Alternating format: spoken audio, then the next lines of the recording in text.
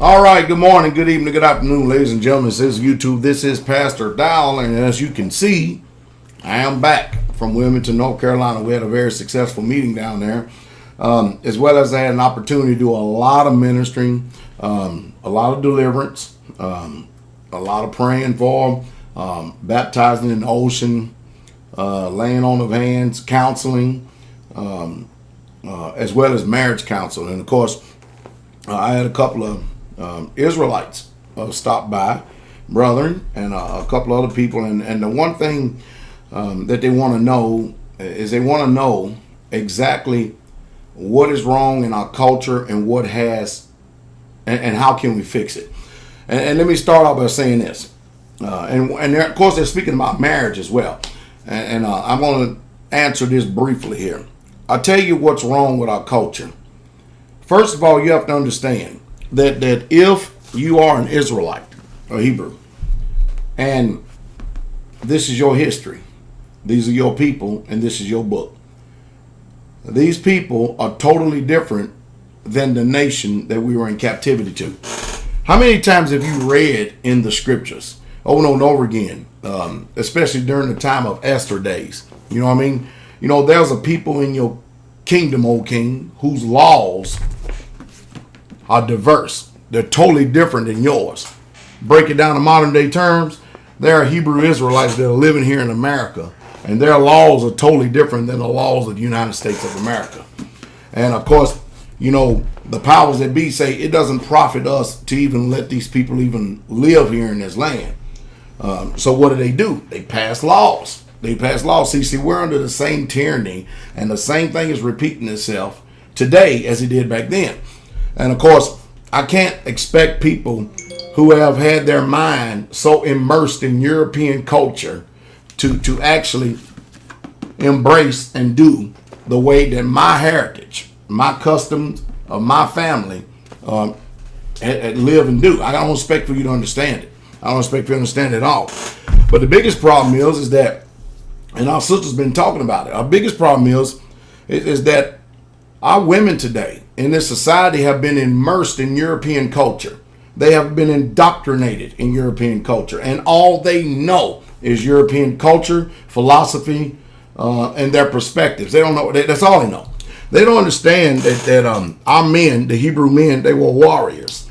They don't understand that in our culture, the men were shepherds. We tended sheep.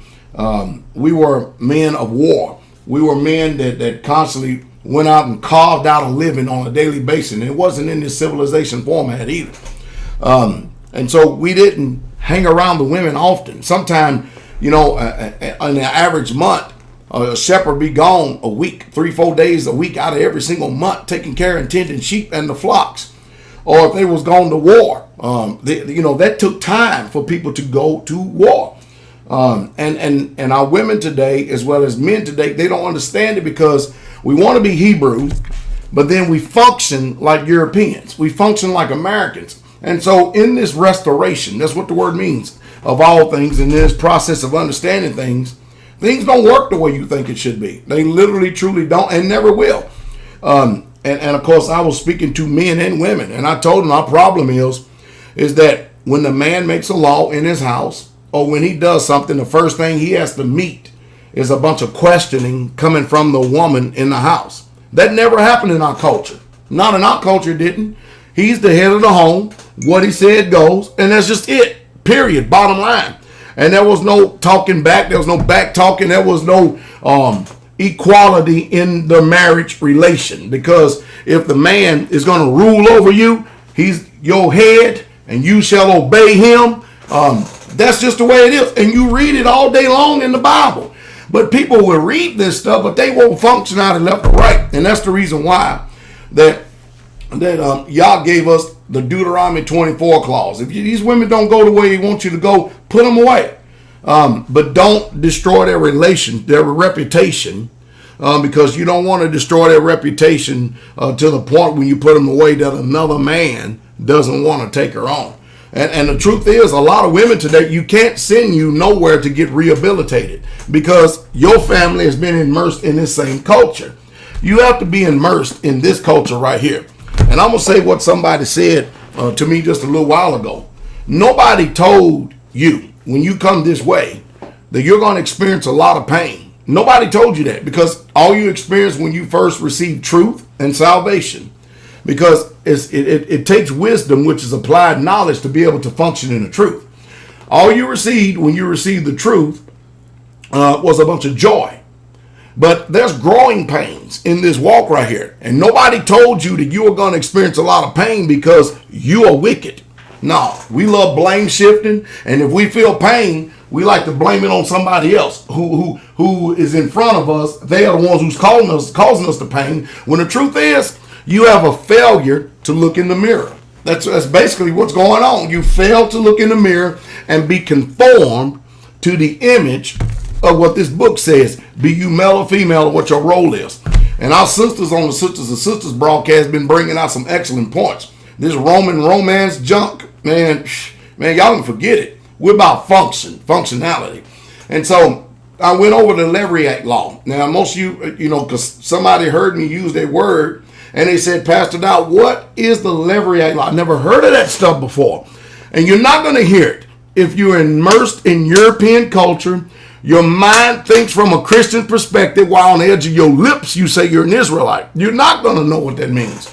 That's why you have to stop eating off other tables, and you need to really truly follow me as I follow Christ if you want to know the truth. I don't expect all these people out here who has an unconformed mind, who has an unrepentant heart, to understand a word that I say. I expect my enemies to continue to keep fighting against me, but those ones who understand, they're not going to do it. The Levirate law is found in Deuteronomy 25. That's Deuteronomy 25. And what that was is that if a brother had died, he'd passed on, and he didn't raise up seed. All right. If he didn't raise up seed for in his household, then his brother, listen to me very close, was charged by the law of the Hebrews, by our law, Israelites, to take his wife and cover her. You hear that? To take away her reproach. And he was charged by Almighty Yahweh to raise up seed. That's what he was charged. If there was no seed that come out of it, he was charged by Almighty Yahweh to raise up seed for his brother. Now, there was a whole bunch of things going on in here, because remember, we're talking about Hebrew culture. We're not talking about this commanded monolygamous culture that we live in right now, that has definitely went against the Constitution of the United States and the court of public opinion. We're not talking about them. And that's the reason why you have to learn how to be wise to navigate in this world if you're going to be an Israelite. Because when you think of Esther, when you think of Daniel, you think of Christ in the time when he was in the same thing with the Romans, and then you look at the Apostle Paul and Peter. We're dealing with the same things today. It's just that you don't want to see it that way, because you're still American in mindset, and you're denying your culture if you're an Israelite. But when this woman went over to her husband's brother's house, how much romance was involved?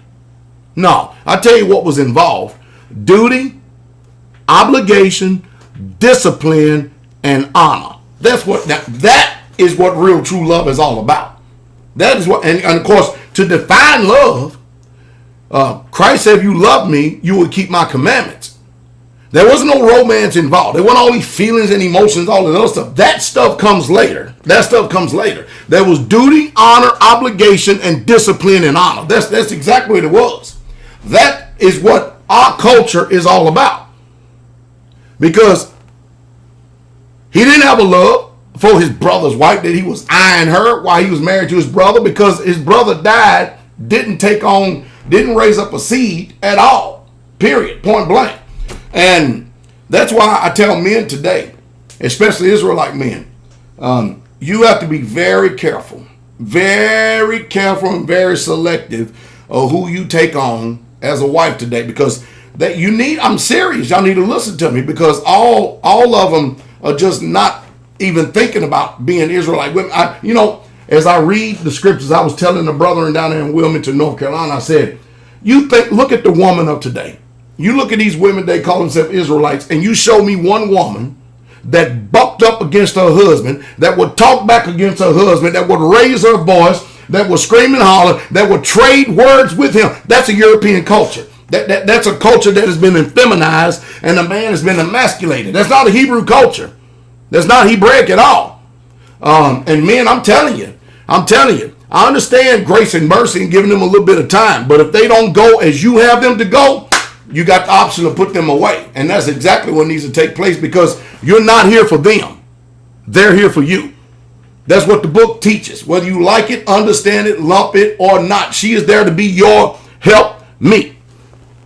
And of course, I had the brother said, well, you know, we're charged to provide food, clothing, and conjugal rights. It's true. But over in Yesaiah, the Isaiah the 4th chapter, the Bible says that 7 women will take a hold of 1 man. That's what it says. And make sure I get the precept and quote it to you verbatim. Let's look at this thing, the same thing that's written in the law. He says, in that day, 7 women shall take a hold of 1 man, saying, we will eat our own bread and wear our own apparel. Only let us be called by thy name to take away our reproach. In other words, we will provide for our own self. We will provide our own apparel, but let us be called by your name to take away your reproach. In other words, they wanted conjugal rights with the man. And if seed come from this, whatever it is, but they wanted to be under this man's authority. Women today, they want to be under a man, or they want to be married to a man, but they don't want to be under a man. They don't want to be under his authority. And see, this is broke.